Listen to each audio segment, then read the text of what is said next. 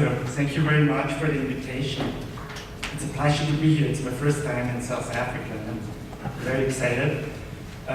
What I will talk about today is the question, what is exactly the public nature of public services?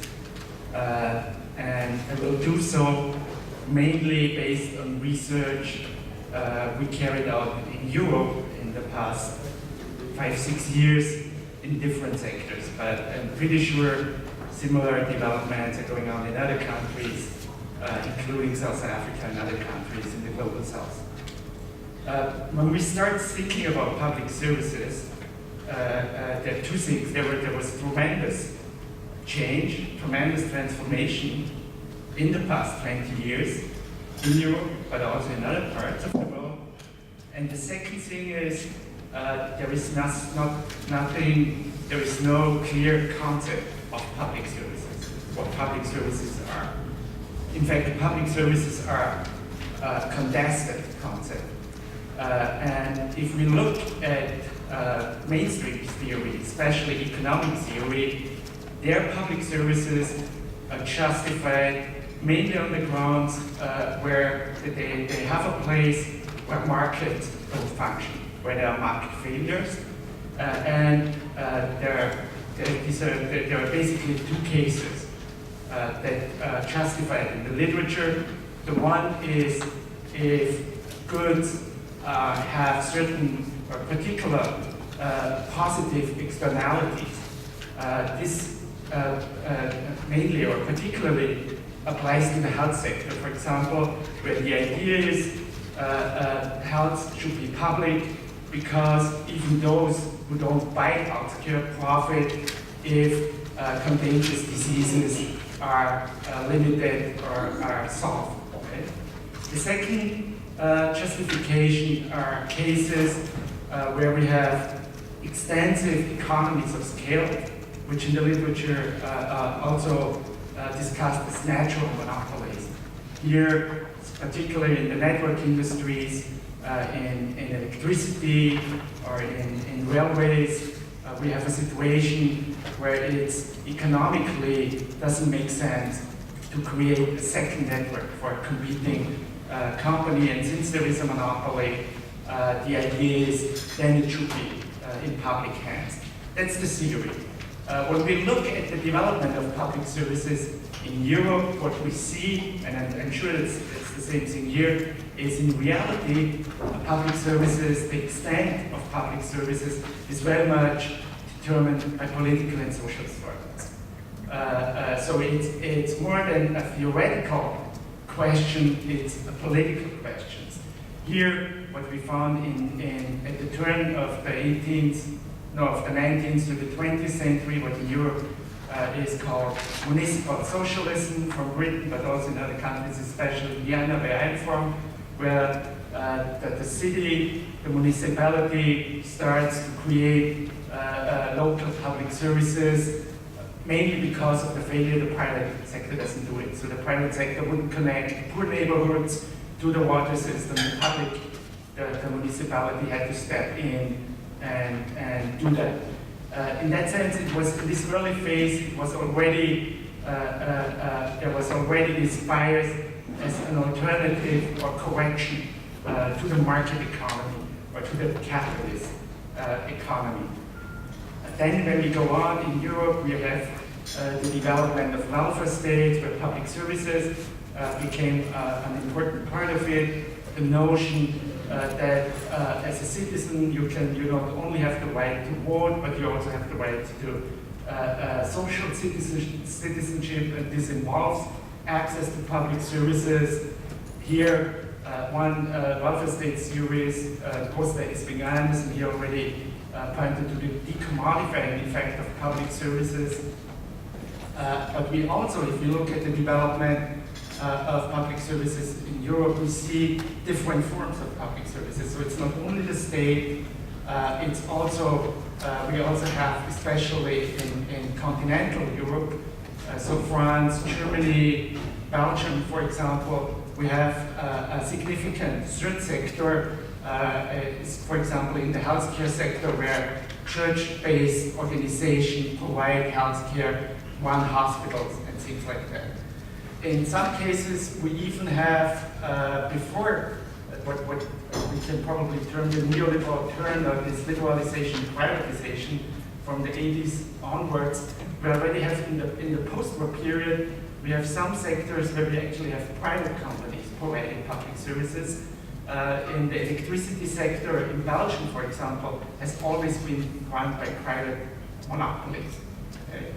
The different thing is, and this brings me to my next point, is that they even though these were private companies, they were subjected to a tight regulatory framework, including price controls, including investment controls. So they had to meet all kinds of criteria. Their freedom to increase profit was severely restricted by public regulations, like the same, by the way, the same model that we find in the United States.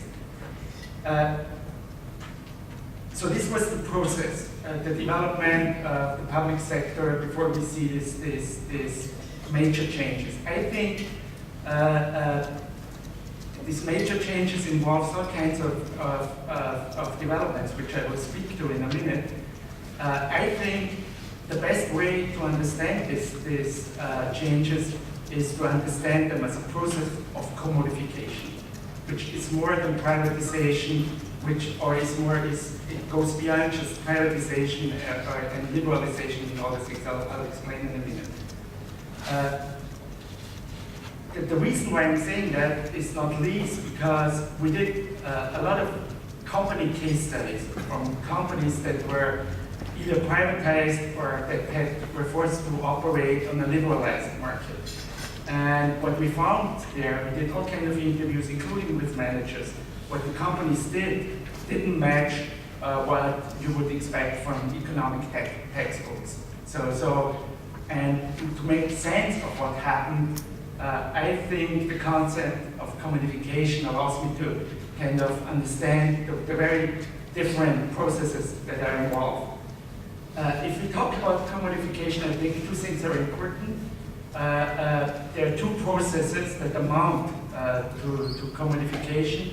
This is, on the one hand, the shift from public ownership to private ownership, and as a second dimension, the shift from public monopolies to competitive markets.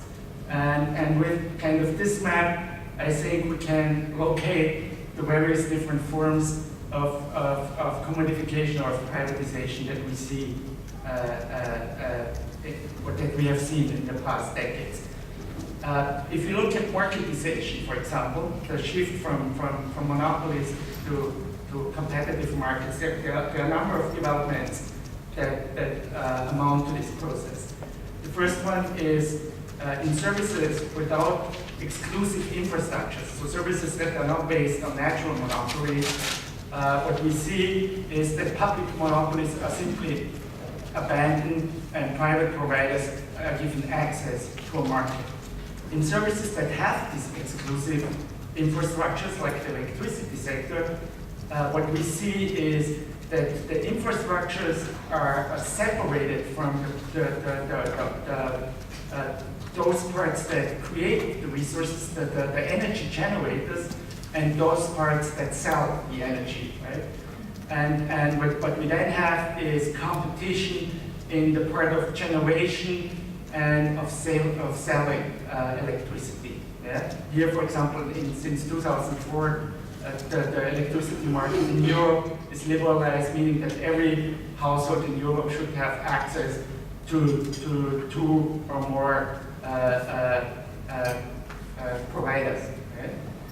Another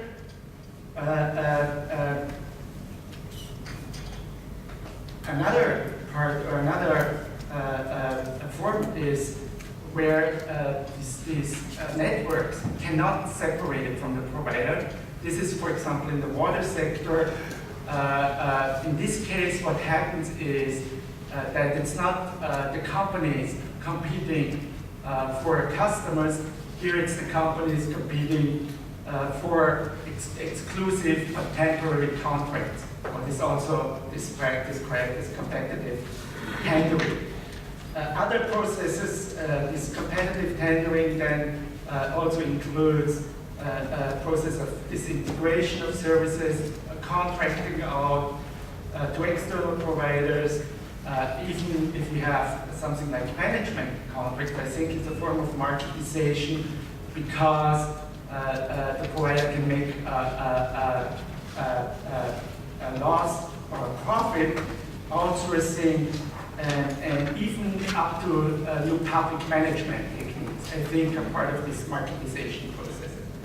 If you look at privatization, there are also very similar processes, starting with public part of the public government government agency become transformed to a public enterprise with a public enterprise status, and then being transformed to a public limited company, and then shares sold to private investors.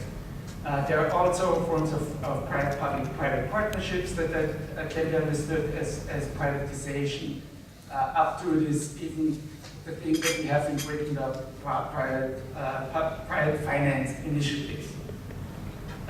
So these are the processes that amount to commodification. What I think, if we look at commodification, the term of commodification, I take a Marxist approach to that. And in a Marxist sense, commodification means the subjugation of use value to exchange value.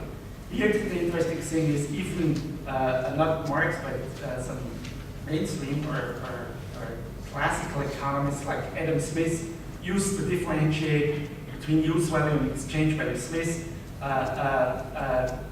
Smith's important, or his well-known example is the comparison between water and diamonds. And he said that how comes it that diamonds are so more valuable than water, even water is so much more important for human life. And he comes to the conclusion that water has an enormous use value, but little exchange value, where diamonds has enormous exchange value, but little use value. Exchange value is measured in money, in price. Right?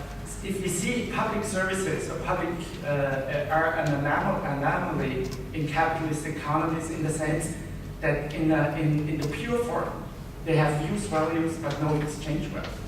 Right? But then this is the pure form when public services are provided by a public organization free of charge. In many cases, however, there are different forms, or it's not the pure form that exists, so we pay for our electricity bill, for example. Here, I think the critical thing to understand is that at which point use value or exchange value comes to dominate use value, right? And this is a fluid process, but there is at one point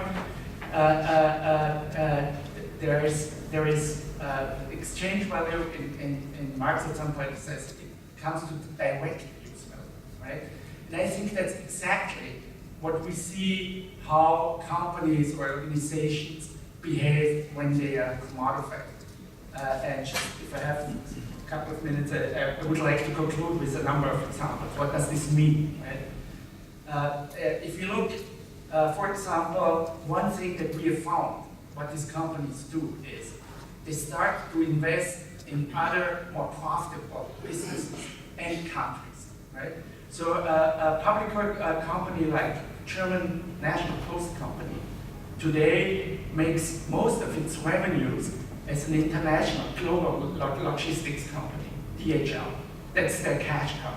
And distributing mail in Germany is increasingly marginalized, and for the company a problem because it's a decreasing market, right? Even universities like Middlesex universities start to invest in other countries, build a campus in Abu Dhabi or whatever in order to create money. Energy companies, electricity companies start to invest in waste sector and things like that. Second thing, the companies then start to focus on particular lucrative customers and service areas, right? This means, for example, that if you look at the electricity sector prices, right, it's an important thing is they just not only increase prices across the board. What they do is you see that large customers, industrial companies, they actually got a price decrease. It's the small households, the regular households, that pay more. Right? Amazon almost pays nothing for sending their packages, whereas you go to the post as a regular customer, as a household, you pay increasing amounts of money. Hospitals focus on patients with private insurances in a number of countries. And here, important thing is with this focus often comes focus on certain groups comes a neglect of others, right? So you have private healthcare industries that serve the wealthy citizens, where at the same time the public system deteriorates almost until to the point where it becomes dangerous to go to a hospital. Another point that we closely related is that we see a scope, change in the scope of services. What we see here, particularly in the postal sector, for example, in Europe, which is also now completely liberalized, that if you live on the countryside, you have no access to a post office anymore. All the post offices are closed. The new competitors that come into the market, they only deliver mail in the urban centers. There's no, in Germany, or in the Netherlands. Netherlands is a bit a different case because Netherlands is wholly, totally densely populated. But in Austria, the new competitors, they have no interest in delivering mail to some village in the Austrian Alps. Right? Also in public transport, for example, yeah? You have the same thing, that they focus on the lucrative lines, the main lines, where they can make money.